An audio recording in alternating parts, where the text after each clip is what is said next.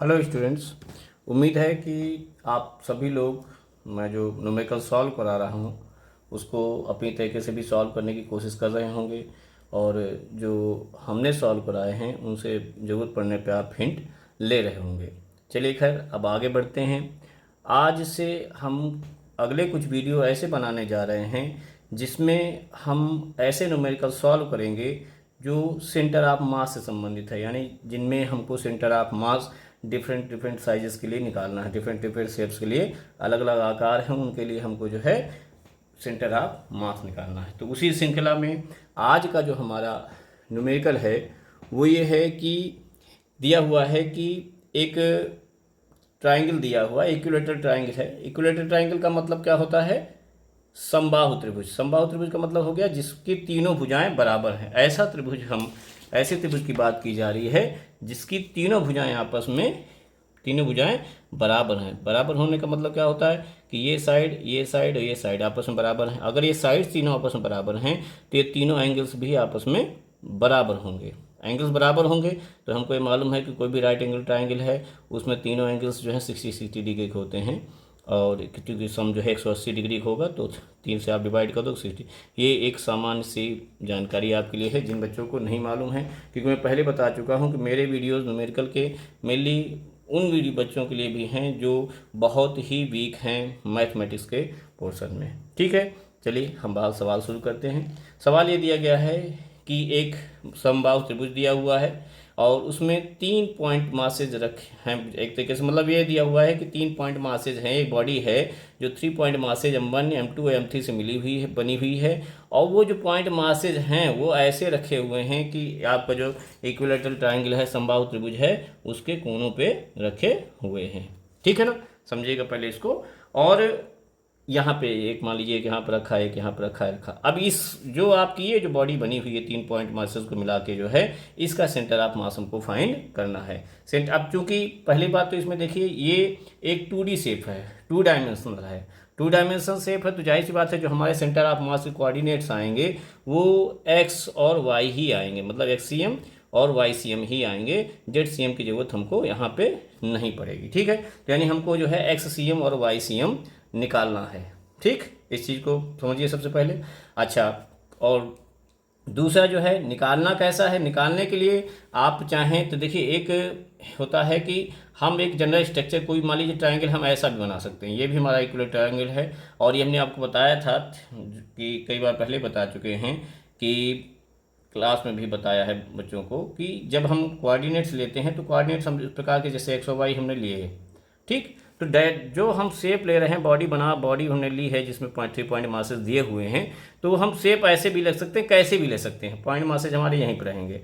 कुल मिला के है कि हमको ये पता करना है कि इसकी कोऑर्डिनेट्स क्या होंगे, यानी एक्स से क्या होंगे और वाई से क्या होंगे। एक्स से इसका गैप डिस्टेंस कितना होगा ये, और सॉरी ये एक्स कितना होगा और इस पॉइंट का, और ये वाई कितना होगा। ठीक, ये हमको पता करना, इसी पॉइंट को पता करना, इस पॉइंट को पता करना। अब अगर हम कहीं भी अगर ले लेते हैं तो अगर हम निकाल सकते हैं तो निकाल सकते हैं, लेकिन हम हमेशा कोशिश ये करते हैं कि सरल से सरल तरीके से न्यूमेरिकल को लगाया जाए। हमारा प्रयास यही होना चाहिए कि सरल से सरल तरीके से न्यूमेरिकल को लगाया जाए। सरल से सरल तरीका का मतलब क्या है कि यहाँ पे जो बिंदु ये दिए हुए A B C जो वर्टिसेस दिए हुए सिरे दिए हुए हैं, इनके कोऑर्डिनेट्स, इन कोऑर्डिनेट्स मतलब क्या है, एक्स और वाई के जो मान है वो आसानी से हमको मिल जाए। इस प्रकार से हम डायग्राम बनाएं। तो देखिए इसके लिए हम डायग्राम क्या बनाएंगे, इस डायग्राम को देखिए सरल सा डायग्राम है कि हम क्या करेंगे कि ये जो आपके रखे हुए हैं ट्रायंगल जो है, हमने शेप हमारे पास जो तैयार हुआ है जो आपका इक्विलेटरल ट्रायंगल है, उसमें उसको बनाने से पहले हम एक कह सकते हैं कि हमने सबसे पहले ये बना लिया, एक्स एक्सिस और वाई एक्सिस अपनी डिफाइन कर ली। बस ये हो गई, एक्स एक्सिस हो गई, वाई एक्सिस हो गई। और इसमें जो ट्रायंगल रखा हुआ है, ये मान लिया कि जो हमारा ट्रायंगल रखा हुआ है वो इस प्रकार से रखा है कि इसकी ये जो वाली जो साइड से एक साइड या एक सिरा मान लेते हैं ओरिजिन पे है, बाकी जो है यहाँ कहीं पे ये इस प्रकार से ट्रायंगल बना हुआ। इसको देखिए बनाने से आसानी हमको क्या होने वाली है, आसानी ये हो गई हमको कि ये जो 2 पॉइंट हैं आपके जो बेस पॉइंट दिए हुए हैं, इनके कोऑर्डिनेट्स आपके लिए बहुत आसान हो गए। एक कोऑर्डिनेट हो गया और एक कोऑर्डिनेट सिंपल मतलब एक्स एक्सिस पे ही रखे हुए हैं, तो वाई इनके लिए 0 हो गया। इस पॉइंट के लिए इस वर्टेक्स के लिए सिरे के लिए, इस सिरे के लिए जो है y क्या हो गया 0 हो गया। ठीक, और साइड जो है इन्होंने दे रखी है, देखिए साइड ए दे रखी है, इस साइड को जो है आप चाहे इन्वर्टेड कॉमा में कर लीजिए, ये साइड ए रखी यानी ए साइड दे रखी है। तो अगर इसके कोऑर्डिनेट 0 0 हो गए तो इसको क्या हो जाएंगे ए और 0। तो कोऑर्डिनेट्स भी चाहें तो हम यहाँ पे इसकी इनका भी यहाँ पे क्या करेंगे, हम इनके कोऑर्डिनेट्स लिख लेंगे। अगर ये वाई एक्सिस है, देखिए ये मान लीजिए वाई एक्सिस है, ये एक्स एक्सिस है, और ये पॉइंट मान लीजिए ओ है, और ये ए हो गया, और ये मान लीजिए बी हो गया। तो हम देखेंगे ऑटोमेटिकली ओ के जो ओरिजिन हैं वो कोऑर्डिनेट्स हैं वो क्या हो जाएंगे 0 0, क्योंकि एक्स भी 0 है यहाँ पे, वाई भी 0 है। ठीक है, इसके लिए 10th की थोड़े से मैथमेटिक्स आपको दिमाग में निकाल करनी पड़ेगी। ठीक है, और उसके बाद जो है हम देखेंगे बी पॉइंट। देखिए बी पॉइंट देखिए केवल एक्स एक्सिस पे है, वाई एक्सिस पे नहीं है। तो अगर देखा जाए तो इसका वाई एक्स का जो है कोऑर्डिनेट हो जाएगा 0। एक्स एक्सिस पे कितना है, साइड चूंकि हमने देखी है इक्विलैटरल ट्रायंगल की ए है, तो ए ही इतना हुआ, तो एक्सिस पे कितना है ए आ गया। ठीक, ऐसे ही जब हम ए पे जाएंगे, इस वाले पॉइंट पे जाएंगे, वर्टेक्स पे जाएंगे, तो हम इसको क्या देखते हैं, ये जो आप इक्विलैटरल ट्रायंगल होता है इसमें जो सिरा है, कोई भी सिरे आप चाहें इसकी बात करें या इसकी बात करें, इसकी बात करें, इससे आप जो है अगर आप एक परपेंडिकुलर डालेंगे तो उसके मिड पॉइंट पे जाके हमेशा मिलेगा। चाहे इधर से आप डालें, चाहे इधर से डालें, चाहे इधर से डालें, ये हमेशा मिड पॉइंट होगा। और परपेंडिकुलर भी होता है, बात परपेंडिकुलर की हमको भी जो बताएंगे उतना ही है, मिड पॉइंट पे जाके मिलेगा। तो यह कह सकते हैं कि अगर हम यहाँ से इसको जो है अगर हम एक लाइन खींचे, या कह सकते हैं कि ये जो सिरा है और इसको अगर यहाँ से कहीं अगर हम सीधे सीधे परपेंडिकुलर अगर डालते हैं तो हमारा जो है यहाँ पे ये मिड पॉइंट आके मिलेगा। ठीक है, मिड पॉइंट मिलने का मतलब क्या हो गया कि अब इसके कोऑर्डिनेट कितने हो गए, क्या हो गए, ये देखिए जरा, ये मिड पॉइंट हो गया, यानी ये जो दूरी हो गई ये हो गई आपकी a/2। ये पूरा a है, उसका मिड पॉइंट है, बीचों बीच का बिंदु है, यानी हो गया ये हमारा a/2। तो अगर ये a/2 है तो ये भी a/2, ये डिस्टेंस भी a/2 होगी। तो यानी x का मान हो गया a/2 इस पॉइंट के लिए, इस सिरे के लिए। ठीक, y कितना हो जाएगा, y के लिए हमको ये निकालना पड़ेगा, ये डिस्टेंस हमको निकालनी पड़ेगी। अगर अब देखिए समझिए ये a/2 है, और सॉरी ये दिया हुआ a/2 दिया हुआ है, और ये सिरा हमको निकालना है, और ये हमको a दिया हुआ है। तो आप जो है अपना जो आपने क्या कहते हैं पाइथागोरस थ्योरम पढ़ी है वहाँ से निकाल सकते हैं ऐसे, इस तरीके से कि ये a/2 है, ठीक है, सॉरी ये a/2 है और ये a है। तो ये कैसे निकालेंगे, ये साइड कितना आ जाएगा, हमको मालूम है कर्ण का स्क्वायर बराबर आधार का स्क्वायर प्लस लंब का स्क्वायर, यानी लंब का स्क्वायर बराबर हो जाएगा, अगर हम इसको मान लें एक सिरे को, अगर इसको हम अपनी तरफ से मान ले रहे हैं c, ठीक है, यहाँ पे इस पॉइंट को मान लेते हैं c, अगर हम मान ले रहे हैं तो ये हो जाएगा हमारे पास ट्रायंगल एक तरीके से हो जाएगा o a और c। तो हमको AC निकालना है, तो AC जो स्क्वायर हो जाएगा, ये चूंकि लंब है ना, तो लंब का स्क्वायर बराबर कर्ण का स्क्वायर यानी OA का स्क्वायर माइनस जो है ये आ जाएगा हमारे पास OA का स्क्वायर माइनस OC का स्क्वायर। अब वैल्यू आप रख दीजिए, OA का हो गया a स्क्वायर, OC का हो गया, ये वैल्यू है कितनी a/2, देख सकते हैं यहाँ पे हमने भी बताया था पूरा जो है a है, तो ये हो गया कितना हो गया a/2, ये इतना हमको कितना मिलेगा a/2 यहाँ तक का।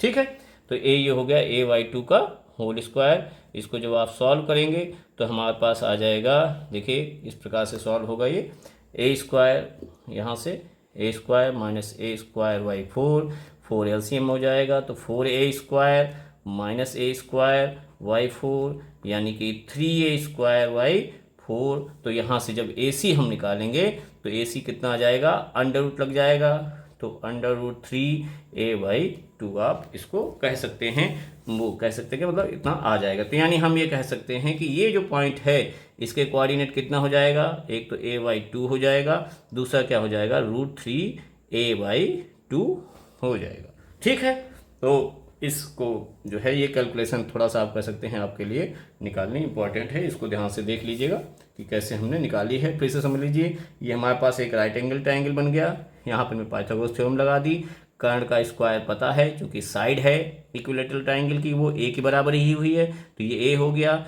ये हमको पता है आधे बिंदु पे जाके गिरेगा, आधी लंबाई पे जाके जो है इसका परपेंडिकुलर आता है इक्विलैटरल ट्रायंगल में समबाहु त्रिभुज में, यानी a/2 हो गया। यहाँ से आप लंब का स्क्वायर बराबर कर्ण का स्क्वायर माइनस आधार का स्क्वायर करके निकाल सकते हैं। ठीक है, अब हमारा सवाल बहुत सिंपल हो गया, क्योंकि कोऑर्डिनेट्स हमको सारे पता चल गए हैं। और हमको मालूम है कि अगर हमको XCM निकालना है, ठीक है ना, तो XCM की वैल्यू क्या होती है, यानी सेंटर ऑफ मास जो है इसका जहाँ पे भी है उसका x कोऑर्डिनेट क्या होगा, तो मान लिया XCM है, ठीक है। तो उसके लिए हमने फार्मूला आपको मालूम होना चाहिए। वो उसके लिए फार्मूला होता है x1 m1, 3 पॉइंट है तो 3 के लिए लिख लेंगे, x2 m2 plus x3 m3, ठीक है।